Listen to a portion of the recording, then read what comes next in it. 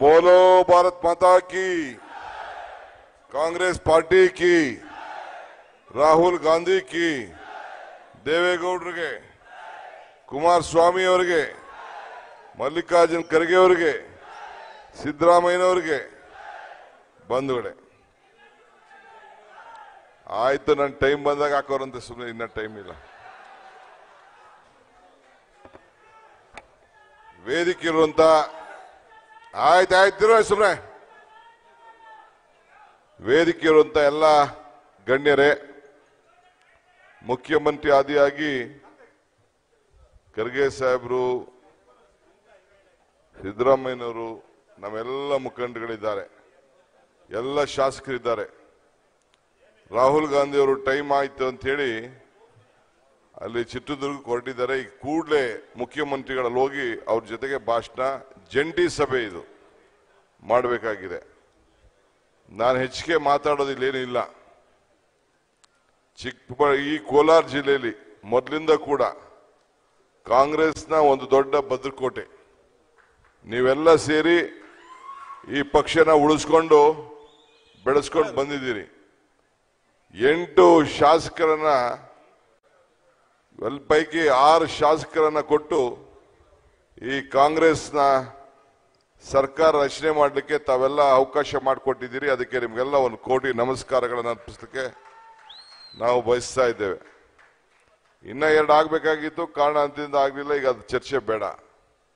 ಆದರೂ ತಾವೆಲ್ಲ ದೊಡ್ಡ ಮನಸ್ಸು ಮಾಡಿ ಇಂದಿನಿಂದ ಕೂಡ ಈ ಪಕ್ಷನ ಉಳಿಸ್ಕೊಂಡು ಬಂದಿದ್ದೀರಿ.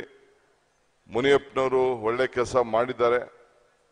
ಬೇಕಾದಷ್ಟು ಈ ಕ್ಷೇತ್ರಕ್ಕೋಸ್ಕರ ದುಡಿದಿದ್ದಾರೆ. ಬಹುಶಃ ಈ ಬಾರಿ 8ನೇ ಬಾರಿ ಗೆಲ್ತಾರೆ ಅನ್ನೋ ಆತ್ಮವಿಶ್ವಾಸ ಇದೆ. ಬಿಜೆಪಿಯವ್ರ ಕೈಲಿ ಒಂದು ಕ್ಯಾಂಡಿಡೇಟ್ ಹುಡ್ಕಕ್ಕಾಗಲಿಲ್ಲ. ಪಾಪ ಲೋಕಲ್ ಅಲ್ಲಿ ಕ್ಯಾಂಡಿಡೇಟ್ ಯಾರು ರೆಡಿ ಮಾಡೋಕ್ಕಾಗಲಿಲ್ಲ.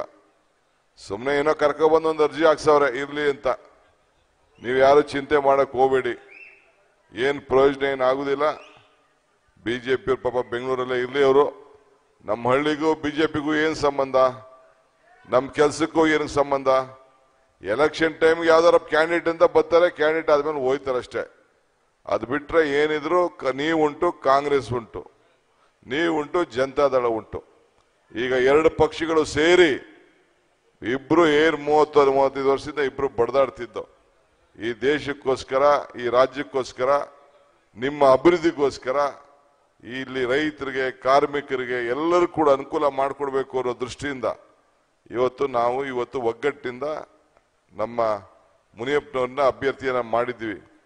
ಬಹಳ ಜನ ರೈತರಿದ್ದೀರಿ, ಹಾಲು ಹಾಕೋರಿದ್ದೀರಿ.